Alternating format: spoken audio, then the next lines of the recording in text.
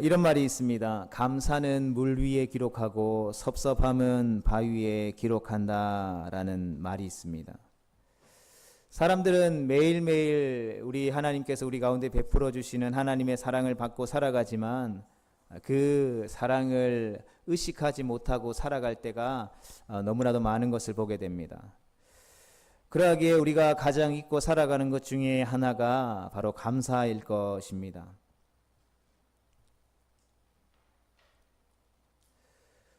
반대로 사람들이 감사에 인색하고 불평하는 데는 익숙한 것을 보면 이 감사하는 것은 결코 쉬운 일이 아니라는 것을 알 수 있습니다. 그런데 성경은 우리에게 모든 일에 감사하라라고 말씀하고 있습니다. 우리에게 주어진 삶을 살아가다 보면 불평하고 원망할 일들이 참 많이 있습니다. 그럼에도 불구하고 모든 일에 주님은 감사하라고 우리 가운데에 명령하고 계십니다. 불평할 건 불평하고 또 원망할 건 원망하고 또 감사할 거리가 생기면 감사하라는 선택의 문제를 우리 가운데 말씀해 주고 있는 것이 아니죠. 오늘날 우리가 살아가는 이 시대는 원망과 불평으로 가득한 세상이라고 할 수 있습니다. 이 시대가 무엇으로 가득 차 있는가 봤었을 때에 다른 많은 것들도 있겠지만 원망과 불평이 이 사회에 가득한 것을 보게 됩니다. 가장 쉬운 예로 우리가 어떠한 일이 생기면 반드시 그 문제에 대한 타깃을 정하게 되죠. 그리고 그 타깃을 향해서 원망과 불평과 불만을 쏟아내는 것이죠. 쉬운 예로 우리가 뉴스를 보거나 정치인들이 나오거나 어떤 사람들이 나오거나 뉴스를 보면 예전에도 여러 가지 비슷한 것들이 있었지만 이렇게 어느 정도 좀 균형을 잃었던 것 같습니다. 뉴스를 보면 좀 참 마음 따뜻해지는 이야기들도 있고 어떤 정보들도 얻을 수 있었고, 어느 순간 뉴스를 보지 않게 되었던 이유가 무엇인가 봤더니 뉴스를 보면 늘 불평하고 불만하고 또 원망하며 부정적인 것들이 너무나도 많이 뉴스에 나오는 것을 보게 되는 것이죠. 뿐만 아니라 지나가다 이제 또 연말이 되고 또 내년에 지방선거가 있다 보니까 길마다 건널목마다 나무 가로수 서 있는 곳곳마다 현수막들을 보면 원망하고 불평하고 누군가를 비난하고 깎아내리고, 그렇게 한다고 해서 사회가 더 좋아지고 사람들이 기분이 좋아지고 또 사람들이 행복해지면 그럴 수 있다라고 생각합니다. 그러나 그렇게 쏟아내버린 원망과 불평은 우리의 삶 속에서 미움과 시기와 갈등과 다툼의 원인이 돼서 우리의 삶을 조금씩 좀먹어가며 우리의 삶을 파괴시키게 되는 것이죠. 그러하기에 우리가 감사합시다라고 이야기하지만 감사라고 하는 것은 아무나 할 수 있는 것이 결코 아니라는 사실 또한 우리가 깨닫게 되는 것이죠. 그래서 진정한 감사라고 하는 것은, 범사에 감사할 수 있는 것은 바로 믿음을 가진 자만이 할 수 있는 특권이라고 할 수 있는 것입니다. 물론 세상 사람들도 감사할 수 있죠. 그러나 세상 사람들의 감사는 어떻습니까? 좋은 일이 생기면 감사하고 또 불행한 일이 생기면 불평하고 원망하는 감사인 것이죠. 시시때때로 바뀔 수 있는 감사라는 것입니다. 그러나 믿음을 가진 성도들의 감사는 어떠한 감사입니까? 우리 주님께서 성도들에게 원하는 감사는 어떠한 감사입니까? 범사에 감사하라는 것이죠. 좋은 일이 생겼으면 감사하고 또 나쁜 일이 생겼으면 그것으로 인하여서 또다시 감사하고 우리의 삶의 생사화복 모든 삶의 순간순간에 감사하라는 것이죠. 그렇다면 범사에 감사할 수 있는 것이 믿음을 가진 자들만이 가진 특권이라고 했는데, 감사가 우리의 특권인 이유는 무엇입니까?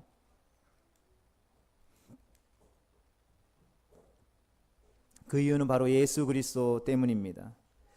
우리와 같은 죄인을 위해 이 땅에 오셔서 십자가 대속의 은혜를 통해서 우리에게 생명을 주신 예수 그리스도의 이름은 우리에게 있어서 참으로 위대한 이름입니다. 우리를 위해 생명을 아낌없이 주신 주님은 오늘도 여전히 우리의 삶에 있어서 놀라운 분이십니다. 예수님을 믿는 성도는 주님 앞에서 나아갈 때에 예수님의 이름을 의지해서 나아갑니다. 우리가 기도할 때도, 우리가 예배할 때도, 우리가 하는 모든 일들을 예수님의 이름을 의지하며 나아갑니다.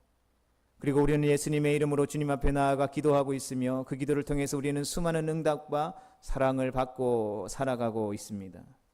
그러하기에 우리가 예수님을 믿게 된 것은 우리의 삶에 있어서 가장 큰 축복이 아닐 수 없는 것이죠.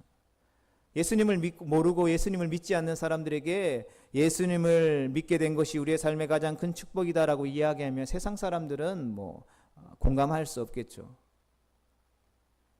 그러나 예수님을 믿은 사람에게는 이것이 무슨 말인지 안다라는 것입니다. 그러하기에 많은 사람들이 예수님을 높이며 그분께 감사를 표했습니다. 몇 사람을 알아볼까요? 영국의 선교사였던 데이빗 리빙스턴이라는 사람은 이렇게 고백했습니다. 함께 읽어보겠습니다. 시작. 하나님은 단 한 분의 아들을 가지셨다. 그분은 선교사이며 의사이셨다. 내가 예수님과 관계없이 소유하는 것에 대해서는 나는 아무런 가치를 부여하지 않겠다. 그리고 영국의 YMCA를 창립한 윌리엄스라는 사람은 이렇게 고백했습니다. 함께 읽어보겠습니다. 여러분들은 사람과 교제할 때에 예수 그리스도에 대한 말없이 말해본 적이 있는가? 라고 고백했습니다. 또 미국의 정치가였던 웹스터라는 사람은 이렇게 또 고백했습니다. 같이 읽어보겠습니다. 시작. 나는 예수님이 읽어보겠습니다. 나는 예수님이 하나님의 아들이심을 믿는다. 예수님이 행하신 이적, 그의 존엄하신 인격, 그가 행하신 모든 일을 볼 때에 하나님의 아들이심을 믿지 않을 수 없다라고 했습니다.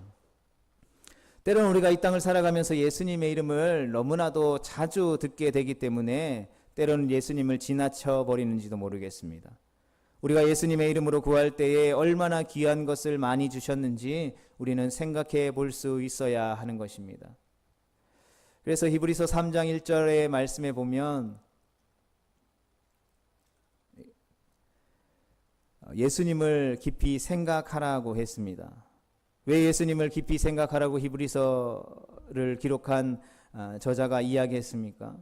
우리 모두는 예수님을 통해서 인생이 무엇인지를 알았습니다. 그리고 우리의 인생의 죄의 문제를 해결했고 천국에 대한 소망을 가지고 살게 되었습니다. 예수님이 우리의 시작이고 예수님이 우리의 삶에 함께 동행하시며 예수님이 우리의 삶의 마지막이기 때문에 우리는 예수님을 깊이 생각할 수 있어야 되는 것입니다. 예수님을 통해서 우리의 인생의 모든 문제를 해결하게 된 것입니다.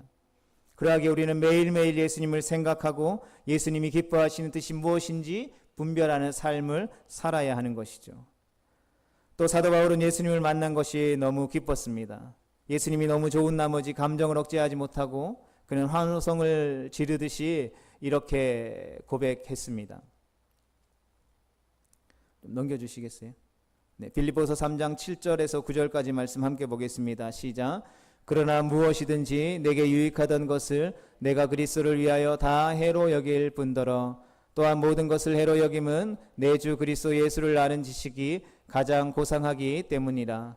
내가 그를 위하여 모든 것을 잃어버리고 배설물로 여김은 그리스도를 얻고 그 안에서 발견되려 함이니 내가 가진 의는 율법에서 난 것이 아니요 오직 그리스도를 믿음으로 말미암은 것이니 곧 믿음으로 하나님께로부터 난 의라. 아멘.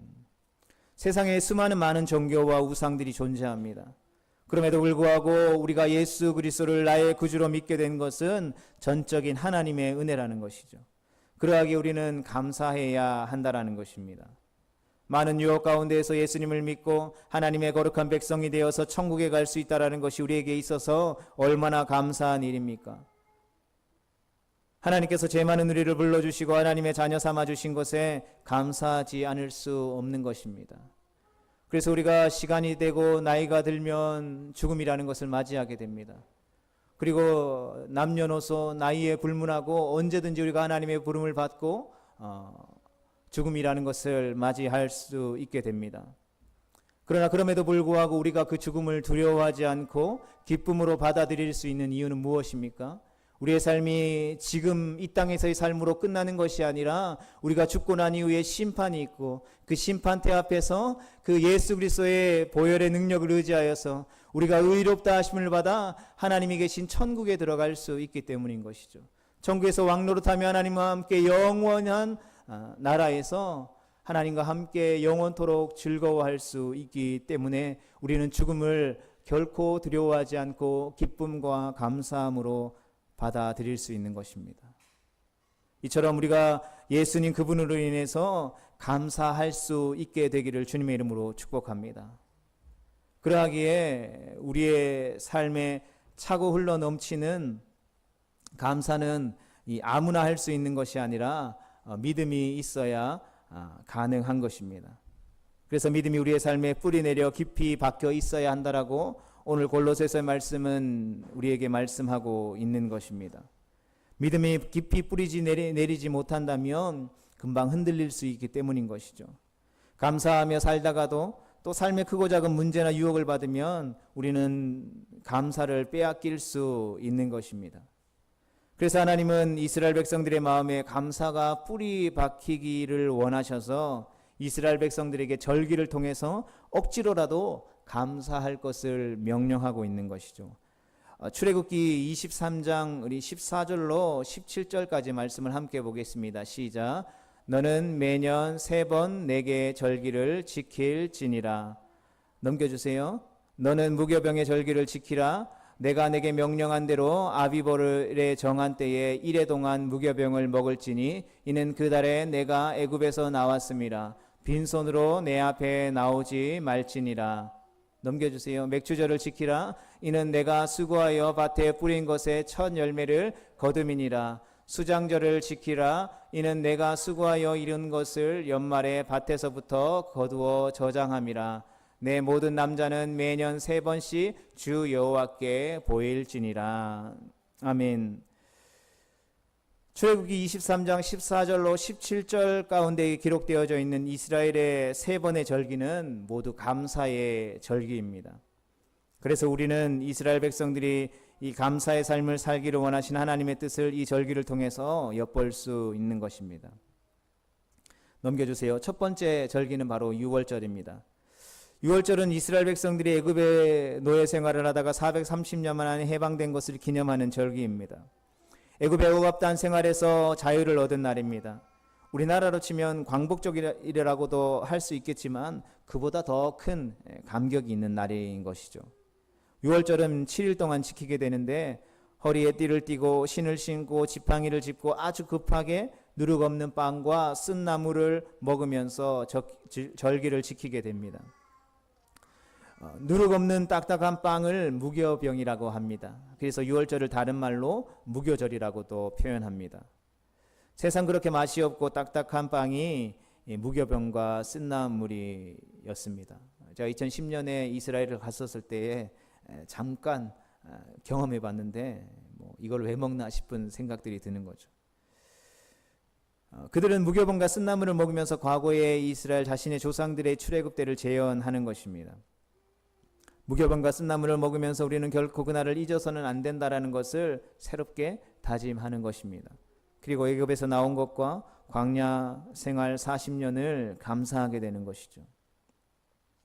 하나님은 유월절을 통해서 과거를 잊지 말고 조상 때부터 일하신 하나님께서 구원해 주심에 대해 감사하라라고 명령하고 있는 것입니다.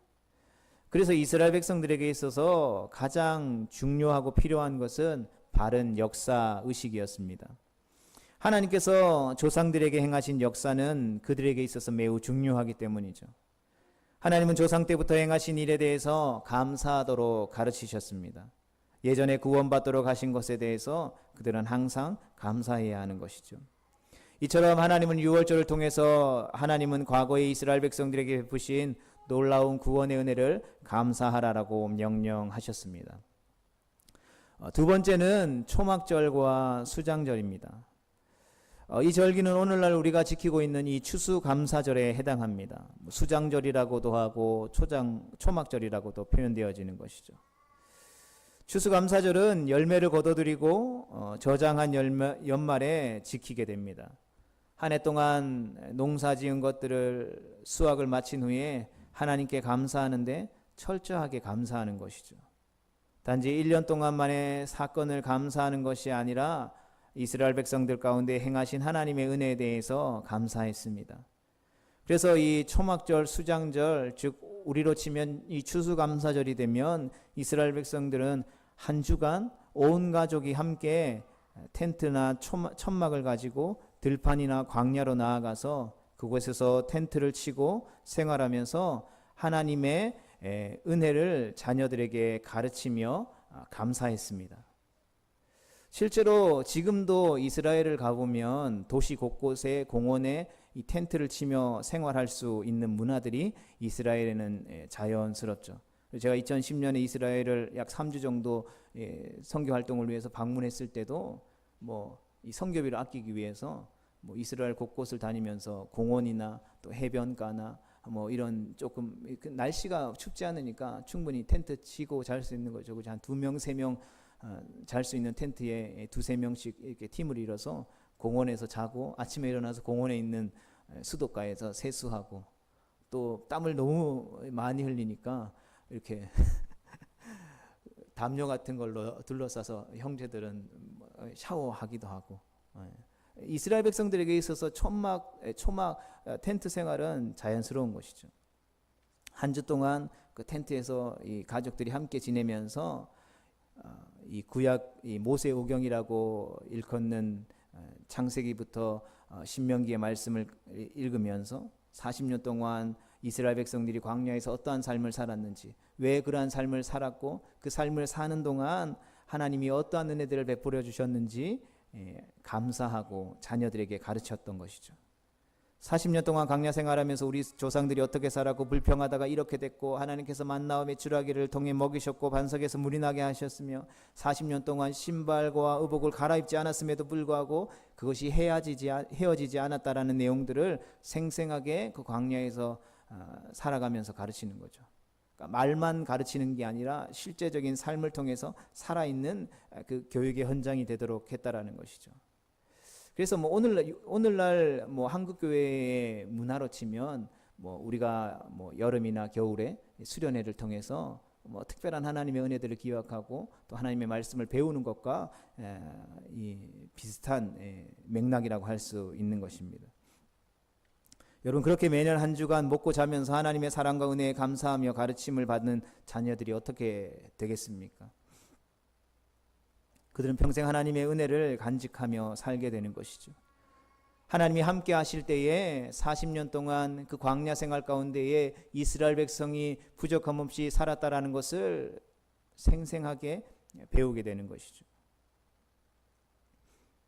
하나님께 감사하는 사람이 될 수밖에 없을 것입니다. 하나님께서 우리에게 베푸신 은혜를 생각하면 한 주간 감사도 부족할 것입니다. 어떤 면에서 보면 우리의 감사가 너무나도 이례적이고 마음뿐일 때가 많은 것이 또한 문제겠죠. 그래서 출애굽기 23장 16절 말씀을 보면 이렇게 기록하고 있습니다. 함께 보겠습니다. 맥초절을 지키라. 이는 내가 수고하여 밭에 뿌린 것에 첫 열매를 거둠이니라. 수장절을 지키라. 이는 내가 수고하여 이룬 것을 연말에 밭에서부터 거두어 저장함이니라. 하반절에 보면 수장절에 대한 이야기가 나오죠.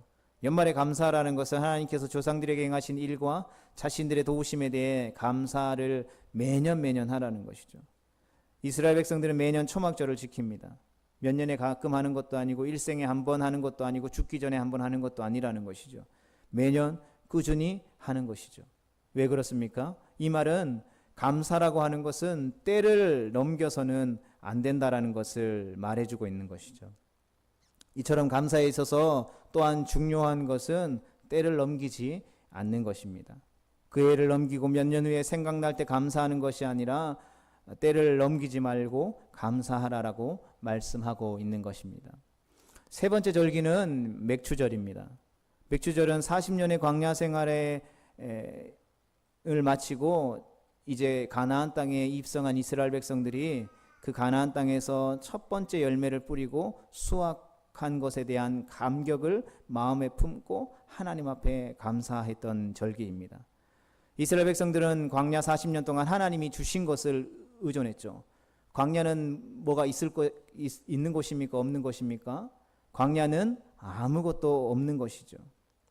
그러하기에 광야는 하나님이 주시면 먹을 수 있고 하나님이 주시면 무언가를 취할 수 있는 곳이었다라는 것이죠. 그런데 가나안에 정착하여 40년 만에 처음으로 자신들의 손으로 씨를 뿌리고 농사를 지어 보리와 밀을 수확했습니다. 여러분, 이스라엘 백성들이 얼마나 기뻐했을까요? 얼마나 감격하고 하나님 앞에 감사했을까요? 그들은 이렇게 고백했을지도 모르겠습니다. 하나님, 지금까지 우리는 받기만 했습니다. 하나님, 우리의 삶에 역사하셔서 먹이시고 입혀주셨습니다. 감사합니다. 그래서 지금까지 우리가 살 수 있었던 것이고 그 모든 것이 하나님의 은혜였습니다. 이제 하나님께서 우리를 인도하시니 적과 꿀이 흐르는 가나안 땅의 약속의 땅에 들어와서 우리의 손으로 수고하며 애쓴 것을 하나님 앞에 드립니다. 주님 받아주시옵소서. 주님 영광 받아주시옵소서. 이스라엘 백성들은 이 첫 열매인 보리를 빻아서 기름과 유향을 함께 얹어서 불로 태워 하나님 앞에 올려드렸습니다. 소출이라고 하는 것은 우리의 삶에 실제적으로 관련 있는 것이죠. 생명을 유지시켜 주신 것에 대한 지극한 감사의 표현인 것입니다. 그러하기에 이스라엘 백성들은 이 맥주절을 통하여 하나님 앞에 헌신을 다짐했습니다. 지금까지 먹이시고 입히시고 돌보신 하나님께 첫 열매를 드리며 다시 한 번 더 그 하나님 앞에 헌신을 다짐했던 것이죠. 성도 여러분처럼 우리도 우리의 생명을 지키시고 인도하시고 보호하시고 돌보아 주시며 필요한 모든 것을 공급해 주시는 하나님께 감사드려야 하는 것입니다. 하나님의 돌보심이 없다면 인생은 단 1분 1초도 살 수 없는 존재이기 때문입니다. 그래서 세상에서 가장 귀한 것이 생명입니다. 그러하기에 우리가 살아있다면, 우리가 호흡할 수 있다면 우리는 감사할 수 있어야 하는 것입니다. 또 맥주절은 어떻게 보면 성숙한 모습을 하나님 앞에 보여드리는 것이라고 할 수 있습니다. 지금까지는 주님으로부터 일방적으로 받기만 했지만 이제는 수확한 것을 우리가 정성스럽게 준비해서 주님 앞에 감사함으로 나아가는 의미를 가지고 있기 때문인 것입니다. 우리가 자녀들을 키우다 보면 자녀들에게는 헌신이라는 것이 없습니다. 자녀들의 특징은 무엇입니까? 끊임없이 요구하고 투정 부리죠. 감사라도 가끔씩 하면 황송할 따름입니다. 그러다가 자라나고 소위 철이 들게 되면 가장 먼저 무엇을 하게 됩니까? 감사하게 되죠. 받기만 하던 이들이 이제는 철이 들어서 부모님이 베풀어 주시는 은혜에 감사함으로 이제 자신이 무엇을 부모님께 해드릴 수 있을까 고민하게 되는 것이죠. 그래서 자연스럽게 학교를 졸업하고 취직해서 첫 월급을 타면 빨간 내복을 부모님 앞에 사드리는 것이죠. 그러하기에 감사라는 것은 성숙함이라고 할 수 있는 것입니다.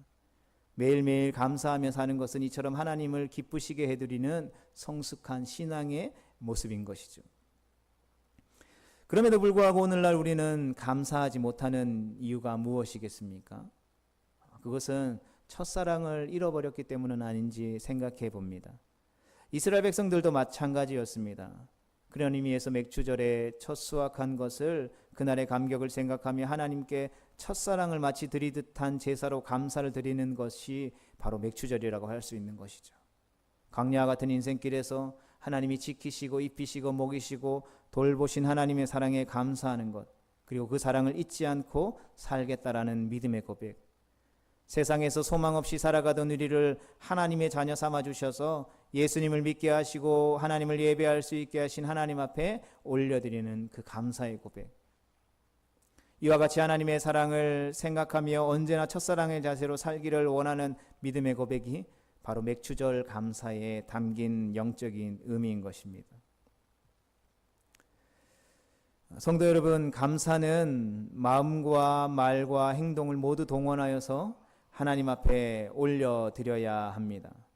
하나님은 단지 너희의 마음만 감사하라고 하지 않으셨습니다. 출애굽기 23장 15절 말씀을 보면 이렇게 기록하고 있습니다. 너는 무교정의 절기를 지키라. 내가 내게 명령한 대로 아비벌의 정한 때에 이래 동안 무교병을 먹을지니 이는 그 달에 내가 애굽에서 나왔습니다. 빈손으로 내 앞에 나오지 말지니라 했습니다. 빈손으로 내 앞에 나오지 말지니라라는 이 부분을 이 쉬운 성경으로 찾아봤더니 누구든지 나에게 예배드리러 올 때에는 예물을 가지고 오너라라고 기록하고 있습니다. 이는 말만 이나 마음뿐만 아니라 실제로 감사를 표현할 수 있어야 한다는 것이죠.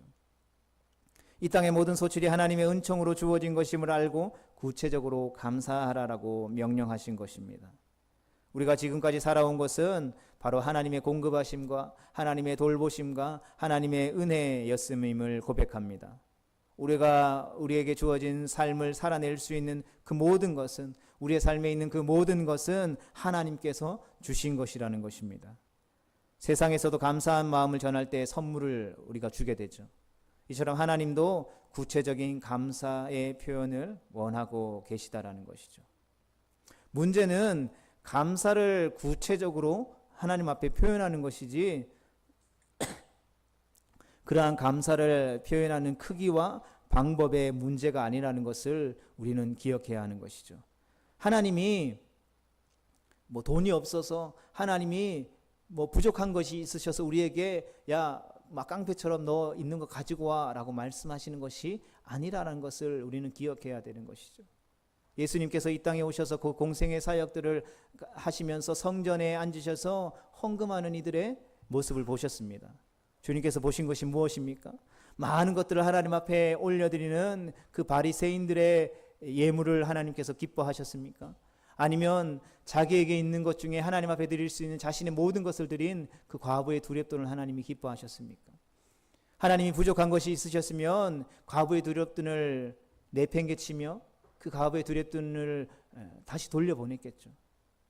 오히려 그 바리새인들을 높이고 그 바리새인을 축복해 주셨겠죠. 그러나 예수님은 그렇게 하지 않으셨다라는 것이죠. 그 두렙돈이나 아니면 예물을 드린 것의 크기를 이야기하는 것이 아니라 그 예물을 드리는 그 마음의 중심이 무엇을 향하고 있는지 예수님이 우리 가운데 말씀해 주셨다라는 사실을 우리는 기억해야 하는 것입니다. 그러하기 성도 여러분, 오늘 본문 말씀인 골로새서 2장 7절의 말씀을 보면 우리를 향하여서 감사함을 넘치게 하라라고 말씀하고 있는 것입니다. 그리고 이 말씀이 기록된 표제의 제목들을 보면 그리스도 안에서 행하라라고 표현되어져 있습니다. 무슨 말입니까? 그리스도 안에서 행하는 것이 바로 감사함을 넘치게 하는 것입니다. 우리 구주 예수 그리스도를 구주로 고백하고 그 주님이 우리 가운데 베풀어 주신 놀라운 은혜를 기억하고 감사하는 사람은 그 안에서 행하며 그 안에서 뿌리를 내리고 열매를 맺어가는 주님의 백성들은 그의 삶을 감사함으로 넘치게 하는 사람이라는 것입니다. 여기서 넘치게 하라는 것은 강물이 제방을 넘쳐 흐르는 것을 말합니다. 철철 흘러 넘치는 감사생활, 다시 말해서 감사생활이 몸에 배어 있어야 한다는 것입니다. 그러하게 감사는 예수 그리스도를 주로 받아 믿음으로 살아가는 성도들의 가장 아름다운 표현인 것입니다. 예수님을 믿는 그 하나만으로도 이 세상 그 무엇과도 비교할 수 없는 부족함 없는 감사의 제목을 우리는 이미 가진 자들인 것입니다. 그러하기에 감사는 성도가 가질 수 있는 특권이라고 우리는 표현할 수 있는 것이죠. 세상 사람들과 구별된 하나님의 백성의 가장 큰 특징이 바로 감사라는 것입니다. 감사하며 사는 것이 하나님의 뜻대로 사는 것이요, 하나님의 뜻대로 사는 것이 감사하는 이의 자세인 것입니다. 성도 여러분, 2023년 추수감사절을 맞아서 오늘 살펴본 구약시대의 모든 절기가 감사절이었듯이 우리도 매일매일의 삶 속에서 감사하며 사는 것이야말로 우리의 삶으로 드릴 수 있는 주님이 기쁘시게 받으시는 영적인 예배가 되는 것입니다. 하나님은 매일 감사하며 사는 자의 삶을 기뻐 받으십니다. 그리고 그 감사가 계속되기를 원하신다라는 것이죠. 주님 앞에 서는 그날까지 감사가 마치 강물이 제방을 흘러 넘치듯이 우리의 삶에 넘쳐나기를 바라고 계시다라는 것입니다. 바라기는 이 감사의 절기를 맞아서 감사하지 못했던 우리의 지난날의 우리의 모습들을 돌아보고 다시 한 번 더 감사를 넘치게 하라는 주님의 말씀 앞에 믿음으로 반응하며 나아갈 수 있는, 그래서 감사를 회복함으로 우리의 주어진 삶 속에서 감사가 차고 흘러 넘치는 삶을 통하여서 하나님 앞에 영광 돌리고 거룩한 복된 인생 되어질 수 있기를 주님의 이름으로 축복합니다.